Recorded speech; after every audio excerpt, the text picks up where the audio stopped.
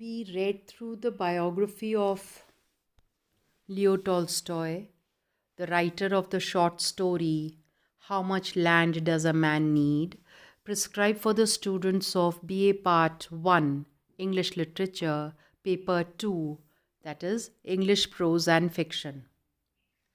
Let us try and look at the summary and analysis, etc., about this short story.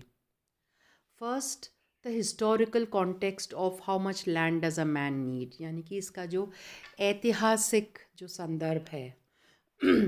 Tolstoy wrote and published How Much Land Does a Man Need 25 years after Alexander II abolished serfdom throughout the Russian Empire in 1861, effectively freeing more than 23 million slaves.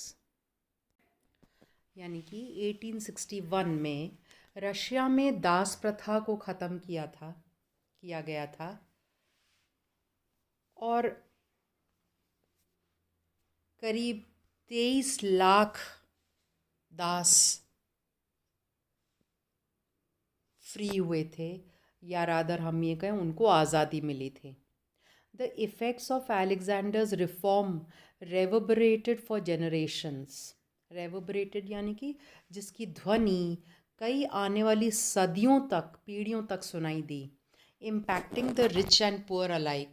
And Tolstoy story is an example of the hardships resulting from this seemingly good deed. While the serfs gained their freedom, they received little else, and survival was a constant struggle. दुर्भाग्य से जो दास थे, जो नौकर थे, उनको स्वतंत्र तो वो हो गए, लेकिन जीवन यापन करना उनके लिए बहुत मुश्किल हो गया. Good available land was in short supply, and freed serfs had to pay high redemption taxes that often took their entire income. उनको बहुत कम तनख्वाह मिलती थी और टैक्सेस बहुत ज़्यादा देने पड़ते थे, क्योंकि अब वो आज़ाद हो गए थे. तो अब उनको अपनी लाइफ से संबंधित हर बात की को खुद ही को उनको अरेंजमेंट करना था. Alexander's reform forced wealthy landowners to sell land to the newly freed serfs, leaving even the rich with nearly nothing. Landowners were paid, यानी कि ज़मीन के जो मालिक थे, were paid by the government in the form of bonds, which after a large tax deduction quickly fell in value and became worthless. In the years following the emancipation यानी कि freedom, Russia's economic and social structures were on the constant verge of collapse, leading to peasant uprisings and significant civil unrest and social inequality. उस एक decision का प्रभाव ये हुआ कि Russia का जो सामाजिक और आर्थिक ढांचा है वो पूरी तरीके से चरमरा गया था, क्योंकि सोसाइटी में इनइक्वालिटी आ गई थी. समरी, कहानी की summary. The summary of the short story. Pahom, a poor peasant का मतलब होता है farmer, and his wife, after visited by the latter's elder sister, यानी कि वाइफ की बड़ी बहन उनके घर मिलने आती है. The wife of a merchant, the elder sister brags about her glamorous life in the city and insults her sister's modest country existence. यानी कि बड़ी बहन जो है वो अपने शहरी जीवन के बारे में बढ़ चढ़ कर बताती है बातें, और छोटी बहन का तिरस्कार करती है, उसका मजाक उड़ाती है कि तुम तो छोटे से गांव में रहते हो. The younger sister defends her lifestyle, claiming self-sufficiency and simplicity is the road to the moral high ground. Pahom joins in, saying that with enough land he would have nothing to fear, including the devil himself. पाहुम उन बहनों की बातें सुनकर वो भी यही कहता है कि अगर मेरे को पर्याप्त ज़मीन मिल जाए तब फिर मुझे किसी चीज़ का डर नहीं रहेगा, चाहे शैतान ही खुद क्यों ना आ जाए. अब इत्तेफाक से शैतान वहाँ पर इनकी बातें सुन रहा होता है. The devil overhears Pahom's claim and vows to tempt him with land. अब शैतान तो शैतान है, तो वो पाहोम की बात सुन लेता है और वो ये सोचता है कि अब तो पाहोम को मज़ा चखाना पड़ेगा. When a local lady owner suddenly decides to part with her property, Pahom convinces her to sell him 30 acres. At first, Pahom seems happy with his purchase. जब वो एक पड़ोस की एक महिला अपनी ज़मीन बेच रही होती है तो पाहोम 30 एकर्स खरीद लेता है. शुरू में वो बहुत खुश है. It would be perfect, he thinks, if not for the constant trespassing of local peasant. सब अच्छा है, लेकिन जो लोकल और किसान हैं वो हमेशा पाहोम की ज़मीन को पार करके इधर से उधर जाते हैं. पाहोम repeatedly finds these peasants and takes them to court, causing tensions to escalate to the point that his neighbors threaten to burn down his house. अब पाहोम उनको सबक सिखाने के लिए उनसे फ़ाइन लेता है और कोर्ट केसेस होते हैं और इतना मनमुटाव हो जाता है, इतनी दुश्मनी बढ़ जाती है कि उसके पड़ोसी धमकी दे देते हैं कि वो उसके घर को जला डालेंगे. Pahom has grown resentful of his cramped life when a traveling peasant tells him of a village south of the Volga River where families are allotted 25 acres of farmland per person upon settling. उसको दूर एक प्रदेश में के बारे में पता चलता है जहाँ हर परिवार को 25 एकड़ की ज़मीन दी जाएगी. Pahom and his family travel to the commune where they are welcomed and allotted land totaling 3 times the amount they left behind. यानी कि वहाँ पीछे तो वो 30 एकड़ छोड़कर आया था, यहाँ पर अब उसको हर परिवार के हर सदस्य के आधार पर उसको 3 गुना ज़मीन ज़्यादा मिलती है. Nevertheless, Pahom wants more, convinced that freehold land, in contrast to leased, is the way to truly become wealthy. यानी कि फ्री होल्ड लैंड मतलब वो ज़मीन जिस पर आपका अकेले का हक हो, एंड लीज लैंड मतलब ज़मीन है तो किसी और की लेकिन उसने काम में लेने के लिए आपको दिया है. Just as Pahom is about to purchase some freehold land from a bankrupt peasant. Bankrupt यानी कि जिसके पास बिल्कुल पैसा नहीं है, दिवालिया निकल गया है. A passing merchant distracts him with stories of plentiful land in the faraway region of the Bashkirs. वहाँ से गुज़रता हुआ एक बिजनेसमैन उसको बशकीर्स के बारे में बताता है जहाँ पर बहुत ज़मीन अवेलेबल है. Over tea, the merchant says that after gifting the Bashkirs a few presents, he was able to secure 13,000 acres for a mere 20 kopecks apiece. यानी कि उनके लिए मैं गिफ्ट्स लेके गया था और थोड़ा सा पैसा लगाकर मुझे बहुत सारी बेशकीमती ज़मीन मिल गई थी. पाहोम को फिर लालच आ जाता है. पाहोम leaves his family behind and travels to the land of the Bashkirs. Upon his arrival, they prove to be friendly yet strange people and offer Pahom kumis to drink. Pahom gives the Bashkirs several gifts as instructed by the passing merchant, and they eagerly look to repay his kindness. Pahom requests the opportunity to purchase some of their land.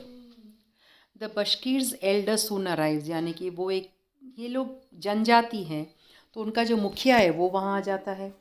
And agrees to sell Pahom as much land as he can circumnavigate in one day for the price of 1,000 rubles, provided Pahom returns to his starting point by sunset.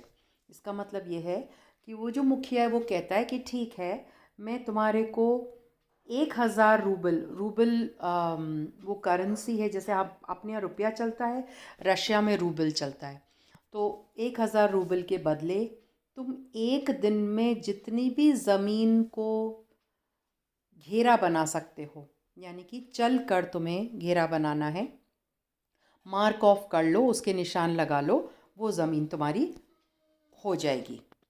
बस शर्त यह है कि जहाँ से तुम शुरू करोगे शाम तक, सूरज ढलने तक उसी जगह पर स्टार्टिंग पॉइंट पे वापस आना है. Pahom readily agrees. वो मान जाता है बात. That night, Pahom experiences a strange dream in which the Bashkir elder, the passing merchant, and the traveling peasant each transform into the devil, who then laughs at a dead and nearly naked figure at his feet. उस रात पाहोम को एक अजीब सा सपना आता है जिसमें वो जो बशकीर्स का जो मुखिया है और वो जो मर्चेंट है यानी कि बिजनेसमैन है और वो जो किसान था जो लोग उसको मिले थे वो सब उसको दिखाई देते हैं और उसको ऐसा लगता है कि वो सब शैतान का रूप धारण करे हुए हैं और उसके ऊपर हंस रहे हैं क्योंकि उनके कदमों में एक मृत शरीर रख पड़ा हुआ है जिसके शरीर पर कपड़े भी पूरे नहीं हैं. Pahom realises that the dead figure is in fact himself. चमक के पाहोम की आँख खुलती है और उसको रियलाइज़ होता है, वो ये समझ में आता है कि वो शरीर उसका खुद का है. Upon waking however he brushes of the dream. He sets his eyes on the land waiting to be claimed, grabs his spade and begins to walk. वो फावड़ा लेके चलना शुरू कर देता है. फावड़े से वो निशान लगाने वाला है अपनी ज़मीन को कब्ज़ा करने के लिए. Despite the growing heat of the sun, Pahom easily covers approximately 6 miles of land, marking his way with the spade and shedding his clothes to keep cool. सूरज बहुत गर्म है लेकिन पाहोम चलता रहता है और करीब 6 मील की दूरी वो तय कर लेता है, यानी कि इतना लंबा चौड़ा वो ज़मीन अपने कब्ज़े में कर लेता है. और जैसे जैसे आगे बढ़ता है वो अपने फावड़े या स्पेड से निशान लगाता हुआ चला जाता है. लेकिन गर्मी बहुत है इसलिए वो एक एक करके अपने शरीर से कपड़े भी उतारता जा रहा है. बाय मिड डे, दोपहर तक, Pahom has grown uncomfortable under the relentless sun, but he pushes on. After having walked 10 miles, he realizes he must hasten his pace to ensure that he returns by sundown. दोपहर हो गई है, पाहोम uncomfortable है, धूप बहुत ज़्यादा तेज़ है लेकिन वो चलता जा रहा है. अब उसने 10 मील की दूरी तय कर ली है और उसको ये बात का ध्यान आता है कि उसे सूरज ढलने तक स्टार्टिंग पॉइंट तक पहुंचना है. Pahom rushes back and arrives at his starting point just as the setting sun crosses the horizon. यही शर्त थी. वो वापस तेज़ दौड़कर स्टार्टिंग पॉइंट पर पहुंचता है जैसे ही सूरज ढल ही रहा है. He then promptly drops dead from exhaustion. लेकिन दुर्भाग्य देखिएगा कि वहाँ पहुँचते ही पाहोम थक कर एकदम से वहाँ गिर जाता है और गिरते ही उसकी मौत हो जाती है. His workman uses the spade to dig Pahom's grave, answering the story's title question.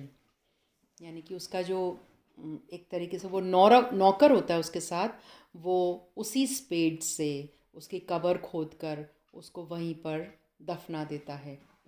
और यही और जितनी जो कब्र का जो साइज़ है वो 6 फुट लंबी सा ही होती है. और जो स्टोरी के टाइटल में जो सवाल है, how much land does a man need, एक इंसान को कितनी ज़मीन चाहिए, तो इंसान को एंड में in the end a man needs only enough land to bury him. अंत में एक आदमी को उतनी ही ज़मीन चाहिए जिसमें उसके शरीर को दफनाया जा सके. ये तो थी हमारी स्टोरी की summary. Now let us look at the analysis. अब इस स्टोरी को क्रिटिकली यानी कि इसके ऊपर हम कुछ टिप्पणी पढ़ते हैं. How much land does a man need is set against the backdrop of the emancipation, meaning the freedom of Russian serfs in 1861. Serfs का मतलब है खेतों में काम करने वाले जो दास होते थे, जो नौकर होते थे, जो मुफ्त में रहते थे. उनको बदले में, अपने काम के बदले में कोई तनख्वाह वगैरह नहीं मिलती थी. वो एक तरीके से अपने मालिक के कैद में थे. लेकिन 1861 में रशिया के राजा ने उनको फ्रीडम दे दी थी, उनको कैद से आज़ाद कर दिया था. लेकिन उसका नतीजा बहुत घातक हुआ. रशियन सोसाइटी, रशियन कंट्री का पूरी तरीके से सामाजिक ढांचा और आर्थिक स्थिति बिल्कुल ही चरमरा गई थी. Though an aristocrat and substantial landowner, Tolstoy, जिनका पूरा नाम था काउंट लियो टॉल्स्टॉय, यानी कि वो उच्च घराने के थे, ऊंचे वर्ग के थे, no less, was strongly in favor of the new policy, which aimed to turn serfs into free, independent citizens, able to work on their own plots of land that they could now purchase from landowners. हालांकि Tolstoy खुद aristocrat class के सदस्य थे, लेकिन उनको वो इस new policy के फेवर में थे. However, Tolstoy was concerned about one of the potential unforeseen consequences of the serfs' emancipation. अब जब किंग अलेक्जेंडर ने 1861 में इन सर्फ्स को आज़ाद किया था, उन्होंने ये नहीं सोचा था कि उसका आगे चलकर क्या नतीजा होगा, उसके फलस्वरूप रशिया की क्या स्थिति हो जाएगी. There was a real danger. He felt that freed peasants would develop an unwholesome attitude toward the land which they were now entitled to own and work. Tolstoy passionately believed that peasants had and indeed ought to have a quasi-mystical relationship.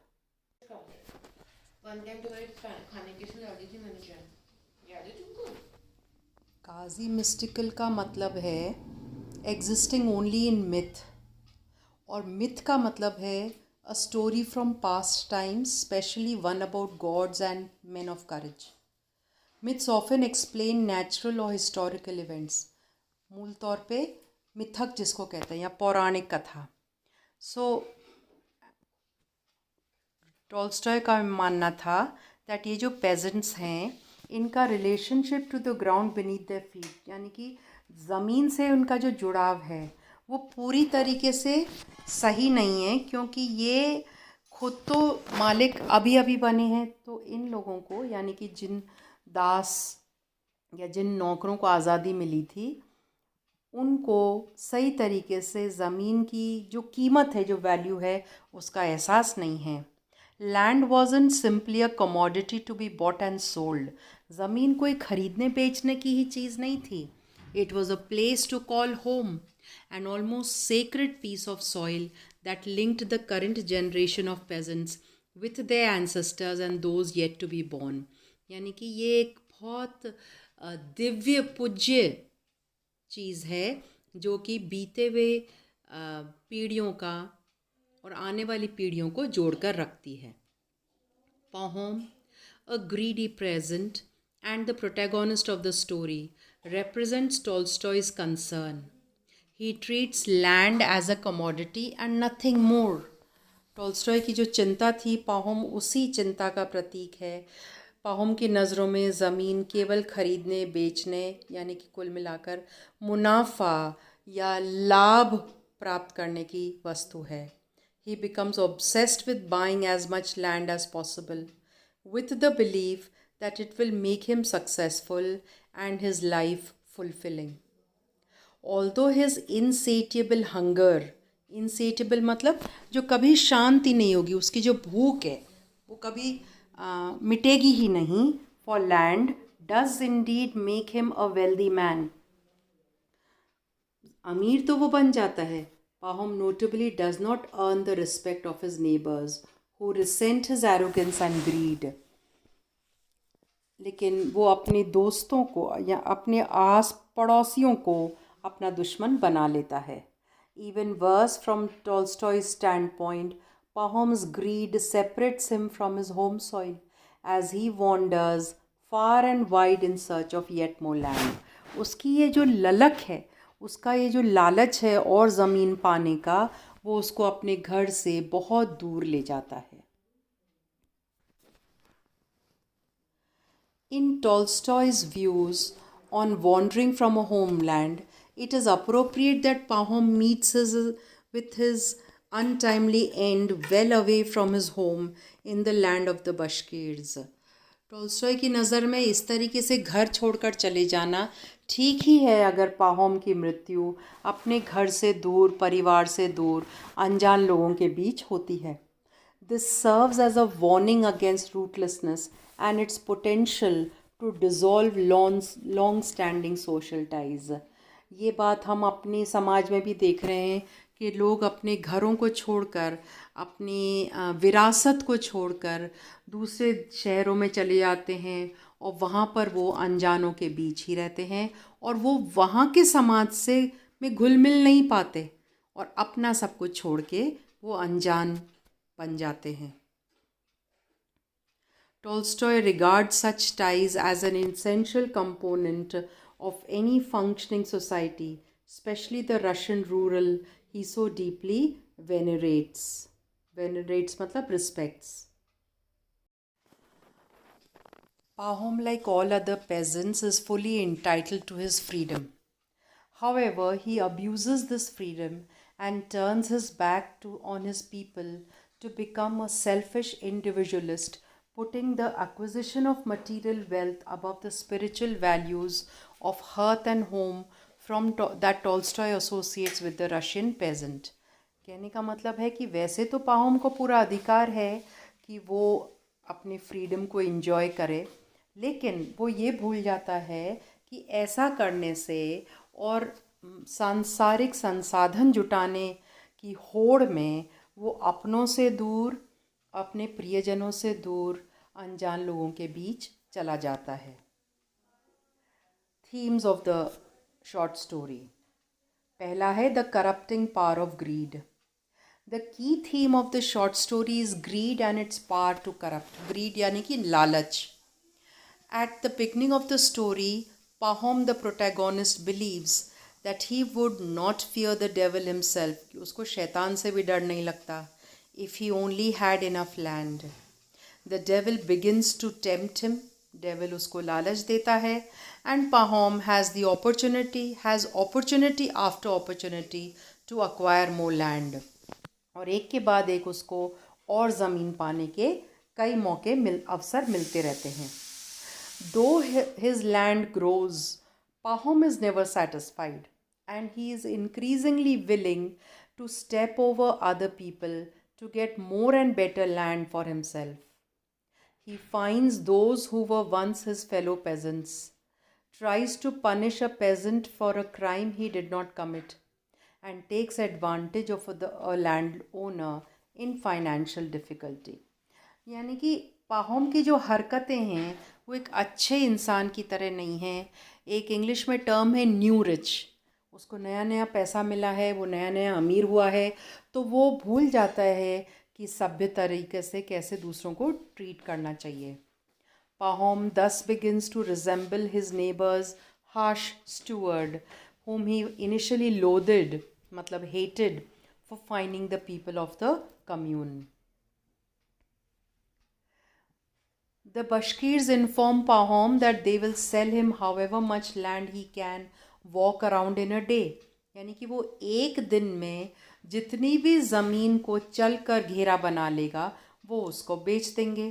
And he mentally plots out a tract of land that will take him the rest of the day to mark out and sets to work.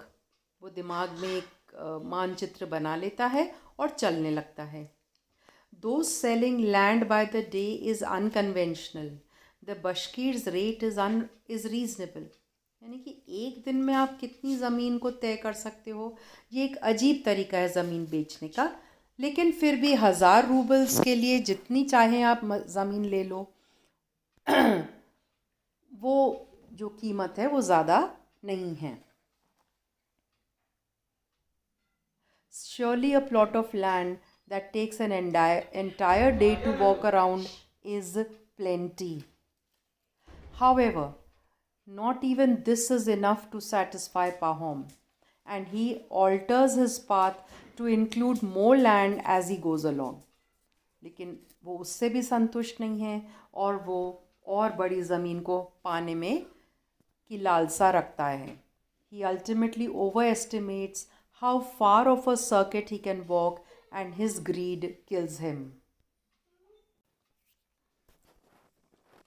Susceptibility to temptation, यानी कि लालच। Basically पाहुम लालची है और वो बहुत जल्दी लालच में आ जाता है। Part of the irony in Tolstoy's short story lies in the fact that Pahom and his wife believe that people in the country are less susceptible to the devil's temptation. उन पति पत्नी को गलत फहमी ये होती है कि गांव में रहने वाले लोग लालची या लालच में नहीं आते। Pahom's wife believes that the men of the town are constantly in danger of temptation through cards, wine or money. वो ये सोचती है कि शहरी आदमियों को कई तरह की बातें लालच में घेर लेती हैं, and that they are corrupted by these things often enough. Like the old proverb that the devil makes work for idle hands, Pahom claims that the hard work of country life makes country people too busy to be tempted. यानी कि पाहोम का ये मानना है कि चूँकि गांव में रहकर खेतों में काम करके फालतू बातों में किसी के पास वक्त ही नहीं होता कि वो किसी तरह के लालच में आएं।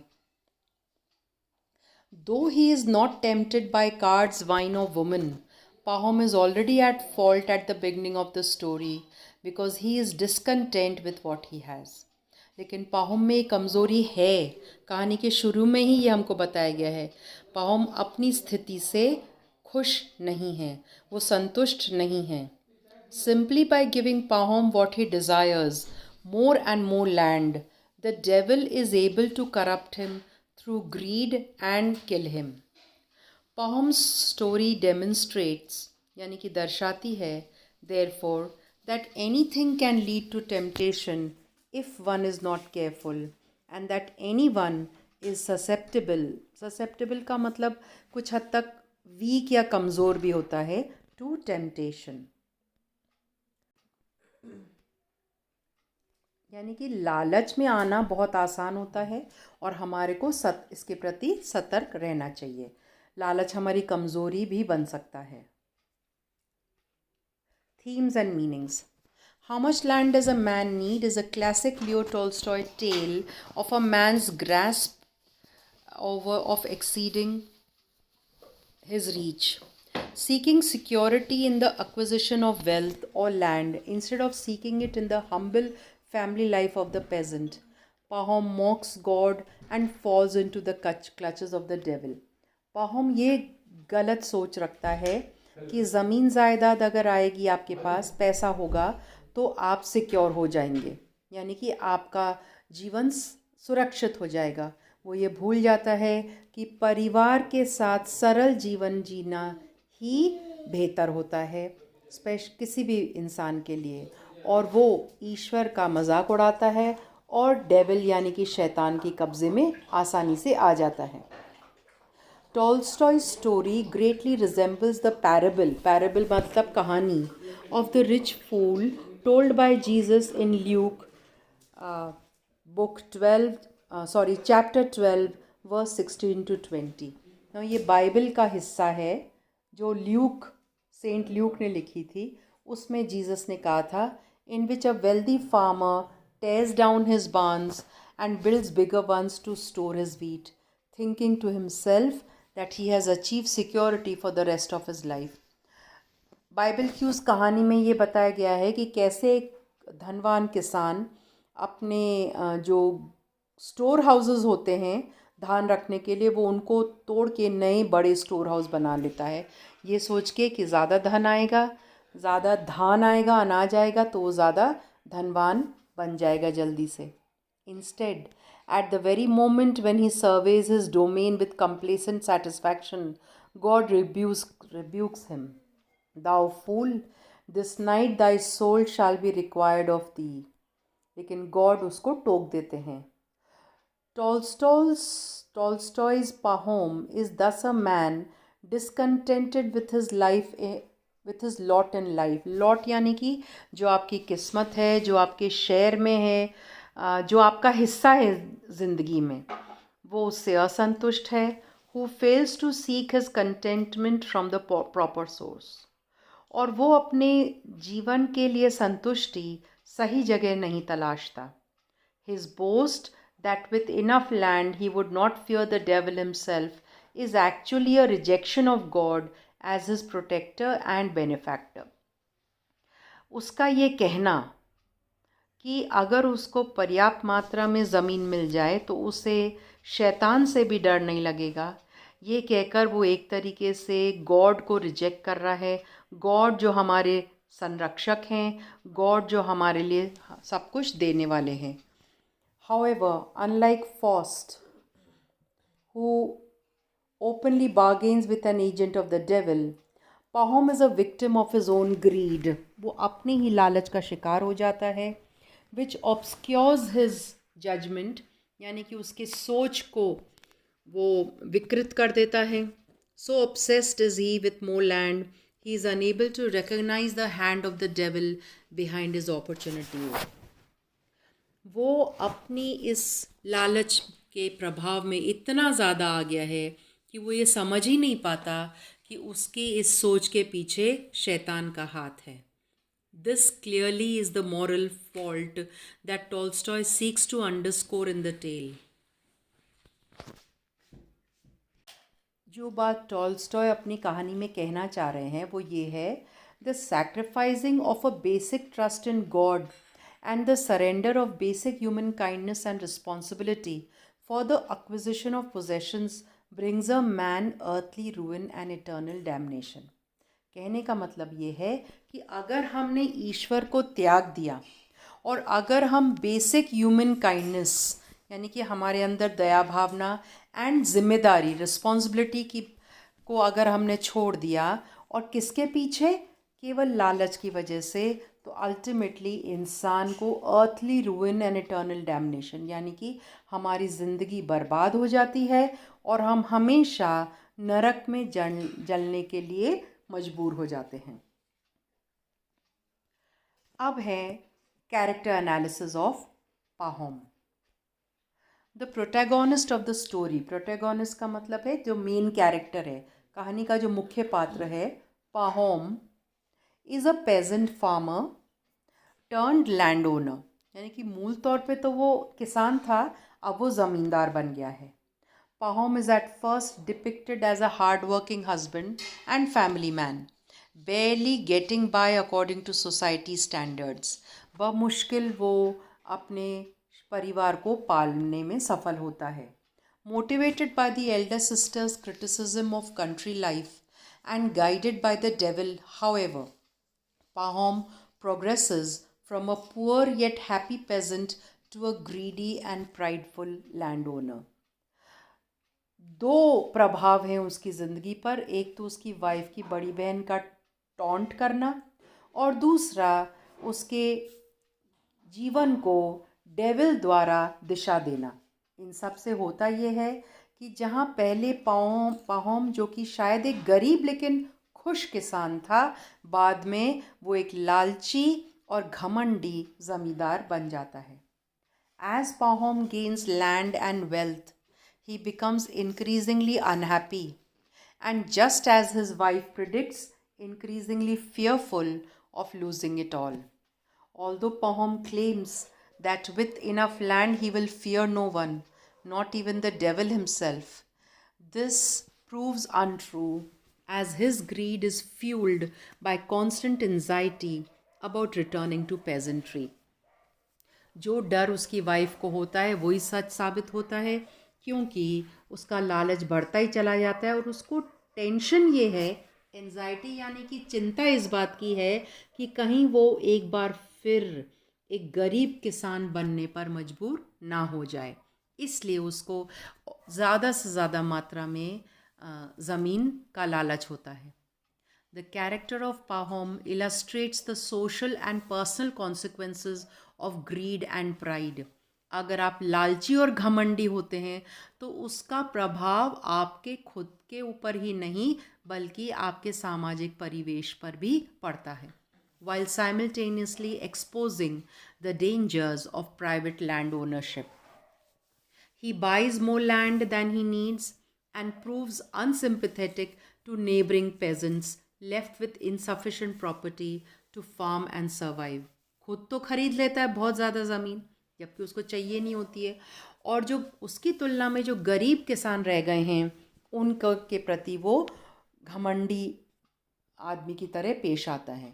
ही even fines them for trespassing, उसकी ज़मीन को पार करने के लिए वो उन पे फ़ाइन लगाता है। पाहोम्स कैरेक्टर इज़ लार्जली एलिगोरिकल, यानी कि पाहोम के चरित्र के ज़रिए, यानी कि इस पात्र के ज़रिए लियो टॉल्स्टॉय हमको ये सीख दे रहे हैं कि कभी भी इंसान को लालच और घमंड नहीं करना चाहिए। Embodying many of the traits and behaviors that led to the civil unrest and social inequality that plagued 19th century Russia, क्योंकि यही रवैया था, यही कारण था जिसकी वजह से रशिया में अल्टीमेटली बोल्शविक रेवोल्यूशन हुआ था, विद्रोह हुआ था, और वहाँ का पूरा सामाजिक और आर्थिक जो ढांचा था रशिया पूरे देश का, वो खंडित हो गया था। Style and technique. Tolstoy regarded the telling force of a moral and the power to reach a wide audience as the key elements in a story. Those two elements are bountifully present in How Much Land Does a Man Need? यानी कि कहानी में एक moral है, हमको एक सीख दी जा रही है, और उसमें इस कहानी के माध्यम से टॉल्स्टॉय समाज को एक संदेश भी दे रहे हैं। These two elements are bountifully present. In referring to the tale as a parable, parable यानी कि वो कहानी जिसके अंत में हमारे को कुछ सीखने को मिलता है। Critics draw attention to its didactic function. Didactic यानी कि जिससे हमको कुछ सिखाया जाए।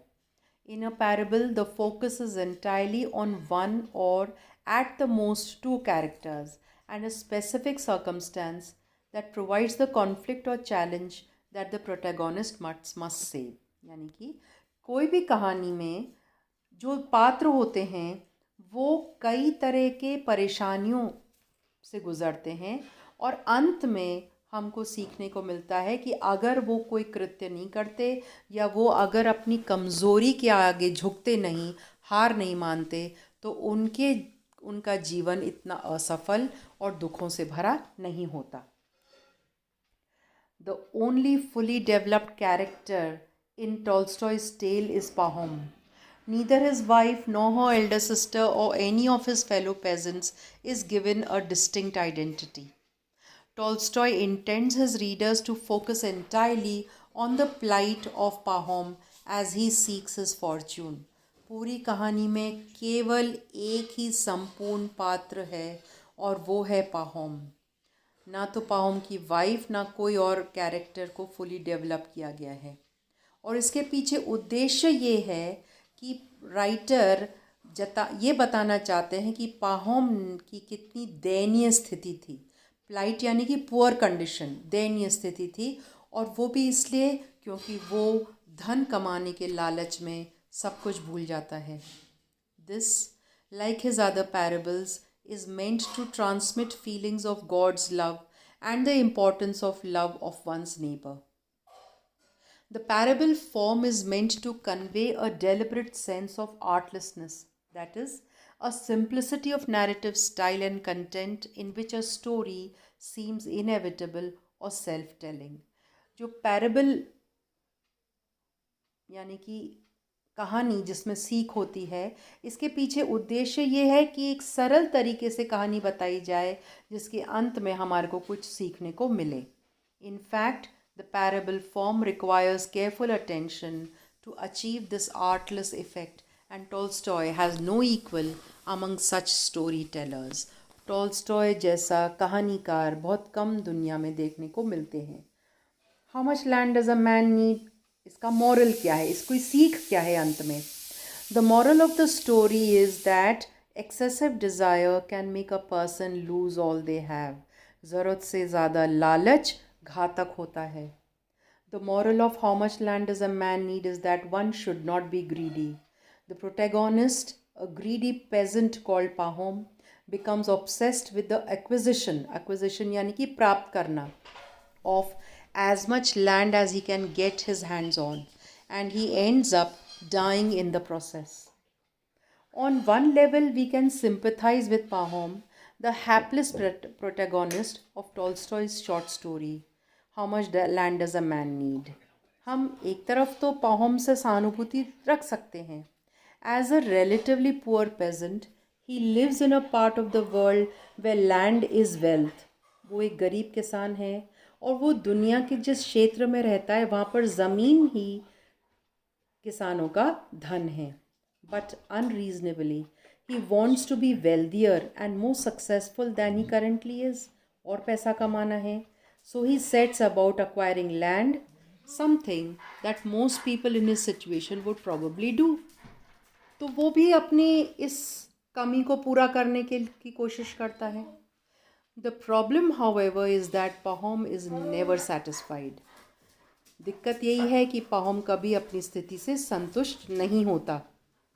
No matter how much land he buys, and he buys a considerable amount, it is somehow never enough. चाहे वो जितनी भी ज़मीन खरीदे, वो ज़मीन कभी पर्याप्त नहीं होती, उसको और चाहिए होता है. Corrosive greed, ये जो लालच है, ये किसी व्यक्ति को पूरी तरीके से खोखला कर देता है. Corrosive यानी कि जो आपको एक तरीके से निगल जाए, कोई भी चीज़ जो आपको बिल्कुल खाली कर दे. Has entered into Pahom's soul and is eating away at it, making Pahom a figure of hatred and loathing in the village. ये जो लालच है, उससे पाहोम का दिल, उसकी आत्मा बिल्कुल खाली हो गई है और वो केवल नफ़रत और घृणा का पात्र बन के रह जाता है. Before long, Pahom has changed beyond recognition. कोई भी उसको पहचानता नहीं है. उसके चरित्र में इतना ज़्यादा बदलाव आ गया है. अब वो greedy selfish character without any friends बन गया है. But Pahom does not care. He is too obsessed with buying up more acres to pay much attention to what his neighbours think about him.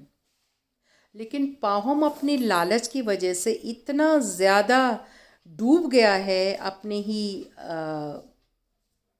ही दिमाग के कड़वेपन में. हम ये कह सकते हैं कि उसको इस बात की भी परवाह नहीं है कि उसके पड़ोसी उसके बारे में क्या सोचते हैं. So he goes on buying up more and more land until eventually he drops down dead from exhaustion. Exhaustion यानी कि थक कर वो गिर जाता है और उसकी मृत्यु हो जाती है. After staking out a massive plot, massive यानी कि ह्यूज, बहुत विशाल ज़मीन का टुकड़ा वो माख कर लेता है.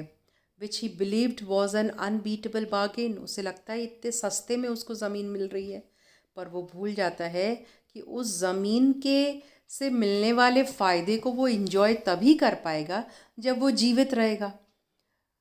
याद रहे, उसने ना तो पहली रात को पूरी तरीके से नींद ली थी, न सवेरे उसने उठ के भरपेट खाना खाया था. वो भूखा प्यासा थका हुआ दौड़ता रहता है कि अंत में उसको उसका शरीर त्यागना पड़ता है और वो गिरकर उसकी मृत्यु हो जाती है. Poor old Pahom has learned the hard way that the only land a man really needs is a tiny little plot for burying his body. मरने के बाद ये समझ में आता है कि एक आदमी को केवल 6 फुट की ज़मीन चाहिए जिसके अंदर उसके शरीर को दफना दिया जाए. So this is all about how much land does a man need. Please read through the story. I have given you the text. आप स्टोरी को एक बार पढ़ लें. कठिन नहीं है, आसान है. मैंने सार दे दिया है, समरी दे दी है. आप इसका अध्ययन कर लीजिएगा. Thank you.